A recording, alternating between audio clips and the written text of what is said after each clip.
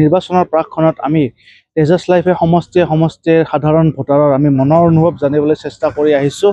এই মুহূৰ্তত মই উপস্থিত আছোঁ ভৱানীপুৰ সৌৰভোগ সমষ্টিৰ অন্তৰ্গত সৰুপেটা বজাৰত, আৰু সৰুপেটা বজাৰৰ সাধাৰণ ভোটাৰৰ মনৰ অনুভৱ জানিবলৈ আমি আগবাঢ়িছোঁ। মোৰ সৈতে এগৰাকী স্থানীয় ব্যৱসায়ী উপস্থিত আছে। মই তেওঁৰ পৰা কিছু অনুভৱ জানিব বিচাৰিম, যিহেতু সমাগত বিধানসভা নিৰ্বাচন আৰু কিছুদিন পিছতেই অনুষ্ঠিত হ'ব বিধানসভা নিৰ্বাচনৰ প্ৰাকখনত আপোনাক সাধাৰণ ভোটাৰ হিচাপে জানিব বিচাৰিম যে আপোনাৰ সমষ্টিটোত কিমানখিনি এতিয়ালৈকে উন্নয়ন হৈছে। আমাৰ কথা হ'ল কি, এতিয়া আমাক MLA টো ভাল লাগে, বুজিছে না, কাম কৰা মানুহ লাগে।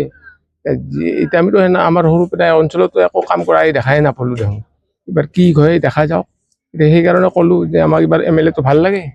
এইখিনিয়ে কৈ মোৰ বক্তব্য শেষ কৰিলোঁ। মই জানিব বিচাৰিম যে যোৱা 5টা বছৰত কিমানখিনি উন্নয়ন হৈছে সৰুপেটা অঞ্চলত। উন্নয়নটো দেখাই পোৱা নাই, একোৱে কি কৰিলা একো ধৰক নাইয়ে। সেইকাৰণে ক'লোঁ এইবাৰ, সেইকাৰণে আমাক এটা ভাল MLA লাগে। মোৰ সৈতে এগৰাকী বৃদ্ধ ব্যক্তি উপস্থিত আছে, তেওঁৰ পৰা কিছু কথা জানিব বিচাৰিম।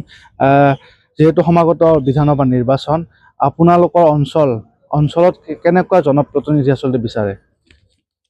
ইঠাত যি বৰ্তমান দেখাবলৈ ভালেই, আমাৰ বিধানসভাৰ ইলেকশ্যন আহি আছে, কিন্তু বৰ্তমান ভাল। আমাক MLA একজন ভাল মানুহ লাগে। কিন্তু আমাৰ আজি ফণীধৰ তালুকদাৰ, এখানে ফণীধৰ তালুকদাৰে আজি 5 বছৰ ধৰি একো কামেই কৰা নাই, একো কাম হোৱাই নাই।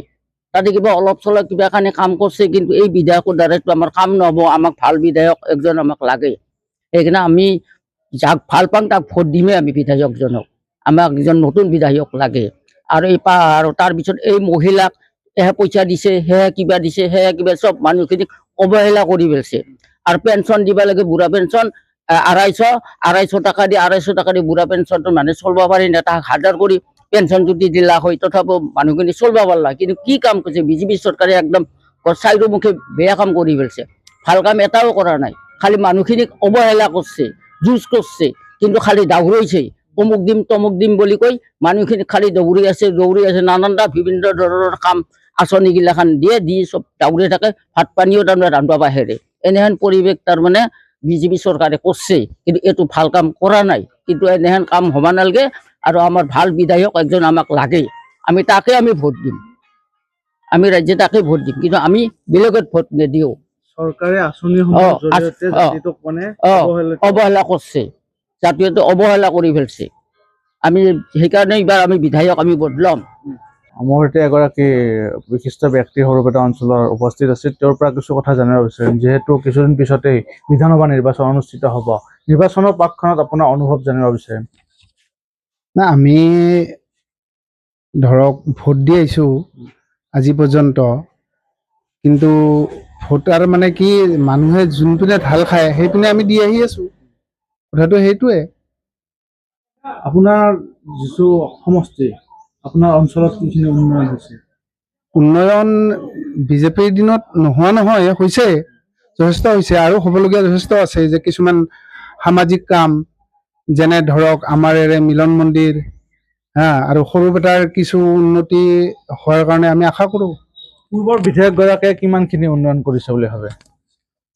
পূৰ্বৰ বিধায়কগৰাকীয়ে কিছু কিছু উন্নতি কৰিছে, কিন্তু তাৰ উপৰিও আৰু বহুত কৰিবলগীয়া কিন্তু আছে। আমি যদি প্ৰশ্ন কৰোঁ যে বিধায়কগৰাকীৰ উন্নয়নৰ ক্ষেত্ৰত আমি যদি 100 নম্বৰৰ ভিতৰত আপুনি কিমান নম্বৰ দিব বিচাৰিব? আমি সেইটো ঠিক ক'ব নোৱাৰি, তথাপিও 50% পাৰি। 50।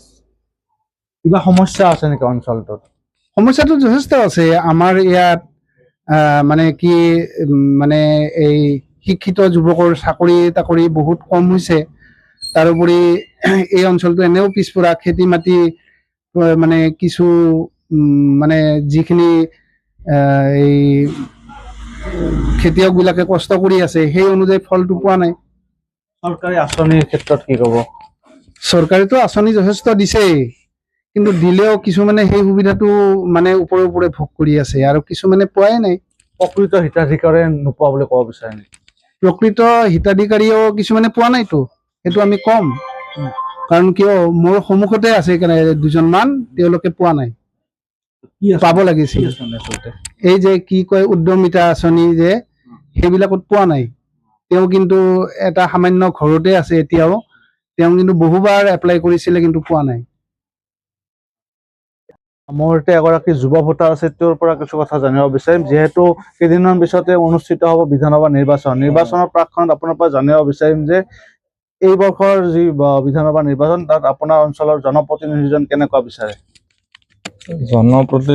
জনসাধাৰণৰ কাম কৰাই বিচাৰোঁ। আমাৰ এইখিনি এলেকাটো উন্নত হওক, মানে আপোনাৰ ইণ্ডাষ্ট্ৰীবিলাক আহক, চবৰে আপোনাৰ কি বুলি কয় এইটো কাম চাম চবৰে পাওক আৰু অফিচ কাছাৰীবিলাক আহক ইয়াত, সেইটো আমি বিচাৰোঁ আৰু সেনেকৈ কাম কৰিলে আমাৰো ভাল লাগে।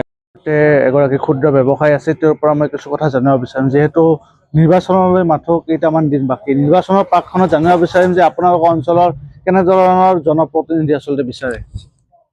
আচলতে ৰাইজৰ যাই ভাল কাম কৰিব তেওঁকে আমি বিচাৰোঁ।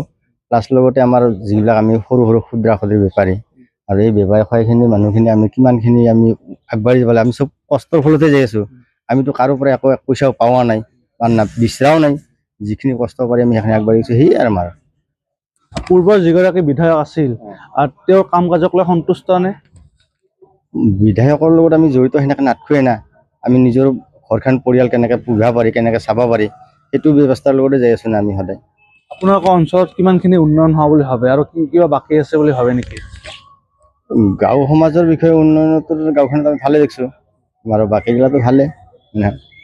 আপোনালোকৰ সুবিধাৰ ক্ষেত্ৰত, চৰকাৰী সুবিধাৰ ক্ষেত্ৰত কেনেকুৱা? চৰকাৰী মানে মই চৰকাৰী বিষয়ত একো চাউলত বাহিৰে আমি একো পোৱা নাই মানে মই লোৱা নাই আৰু কি। যিহেতুকে মানে আৰু দিয়া বুলিও কয়, নেদা বুলিও কয়, যিখিনি কৰিছোঁ মই কষ্টৰ ফলতে কৰা গৈছে মোৰ কামখিনি, পইচা নাবুজি মই নিজে কষ্ট কৰিয়ে কৰিছোঁ। আৰু সৰুৰ পৰা মানে ভাবছোঁ যে মানে এনেকৈ কষ্ট কৰিলে চবেই পাৰেতো, নানৰে যদি ভালকৈ কষ্ট কৰি জানে ভাল কাম কৰিব পাৰে, সি পাৰে চব কাম কৰিব। যদি মানে হাত বান্ধি বহি থাকে পঢ়া লেখা থকা বুলি বা কিবা ভাবি, সি আৰু কোনো আঁচনি মৰি পোৱা নাই। মোৰ মানে ঘৈণী পাইছে এটা হেৰি অৰুণোদয়টো পাইছে, হেৰিও পাইছে বা তাইৰ ফলত তাইও যিখিনি সহায় কৰিছে সেইফালে সহায় কৰে না। ঘৰ এখন চলাব লাগিলে মতা মাইকী দেউতাই সহযোগ থাকেতো, আৰু সেই সহযোগৰ পৰা আগবাঢ়িছোঁ নম্বৰ নাই। যিহেতু সমাগত নিৰ্বাচনৰ প্ৰাকক্ষণত আমি সাধাৰণ ভোটাৰৰ মনোভাৱ জানিবলৈ উপস্থিত হৈছোঁ। মই আপোনাৰ পৰা জানিব বিচাৰিম যে আপোনালোকৰ অঞ্চলত যিগৰাকী জনপ্ৰতিনিধিক আপুনি ভোট দিব, তেওঁ কেনেকুৱা হোৱাটো বিচাৰে? আমি ৰাইজৰ কাম কৰাটো বিচাৰোঁ। বিশেষ কৰি তেওঁ যি প্ৰাৰ্থীৰে নহওক, ৰাইজৰ কাম কৰিব লাগে, সেইটোৱে বিচাৰোঁ। পূৰ্বৰ যিগৰাকী বিধায়ক আছিল, তেওঁৰ কাম কাজক আপুনি সন্তুষ্ট নে?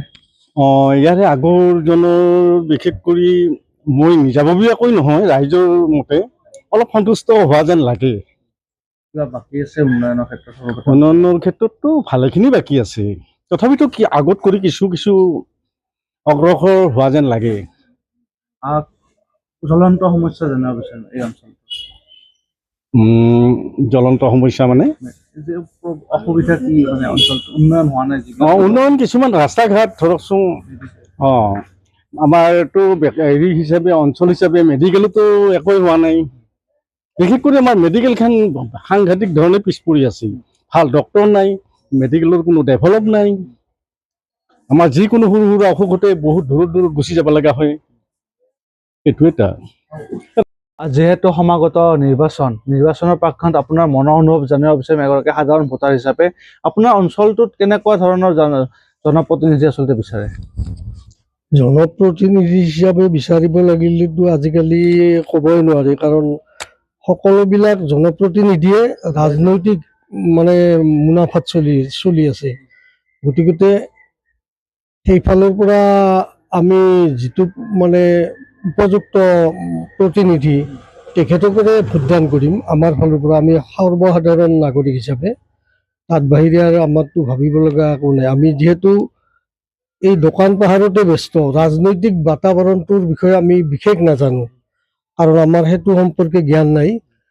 মানুহৰ ঢৌটো কেনেধৰণৰ হয়, কি হয়, সেইবিলাক আমি এতিয়া ক'ব নোৱাৰিম।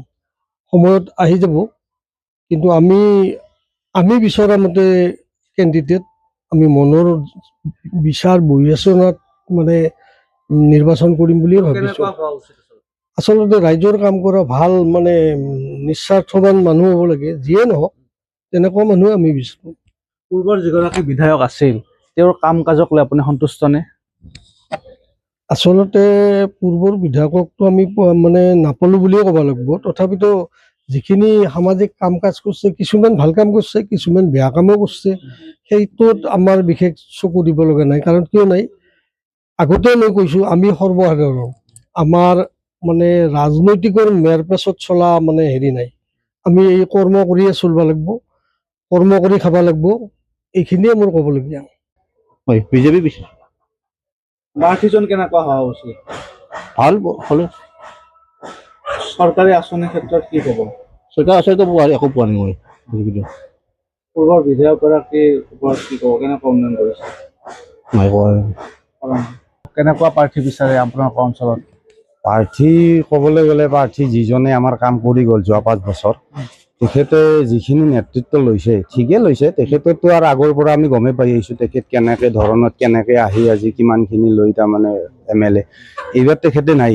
এইবাৰ তেখেতৰ জেগাত আমাৰ গোটেই চিনাকি পৰিচিত কেবিনেট মন্ত্ৰী আমাৰ তেখেতক দিছে হৈ, কিন্তু মানে ঘটনাটো এখেতৰ কি হ'ব সেইটো কথা একবাৰ জানিবলগীয়া কথা। সেইটো সিহঁতৰ কথা কি ভাবিছে সেইটো বেলেগ কথা, কিন্তু যিজন বৰ্তমান উঠিছে ভালেই কেবিনেট, যিহেতু সিহঁতৰ বিশেষ ভূমিকা থাকিব। তাৰ ওপৰত এতিয়া আমাৰ যিখিনি জনতা, সাধাৰণ জনতা যিখিনি পাবলগীয়া যিখিনি আঁচনি যিখিনি আজি দি আহিছে আমাৰ সাধাৰণ জনতাক, তাৰ ওপৰত এটা বিশেষ কথা কি মানে পাইছে, নোপোৱা বুলি কোৱা নাই, পোৱাও নাই। পোৱা নাই কিয় পোৱা নাই? পোৱা নাই কাৰণ পোৱা নাই সিহঁত সহজ সৰলতি, সেইকাৰণে সিহঁতে পোৱা নাই। কিয় সিহঁতে মানে অফিচিয়েলি দিব পৰা নাই সুবিধাখিনি। সিহঁতে যিবিলাক আমাৰ বিজেপিৰ কৰ্মকৰ্তা আছে, কৰ্মকৰ্তাখিনি বিশেষ ধুনীয়া কাম কৰি আছে।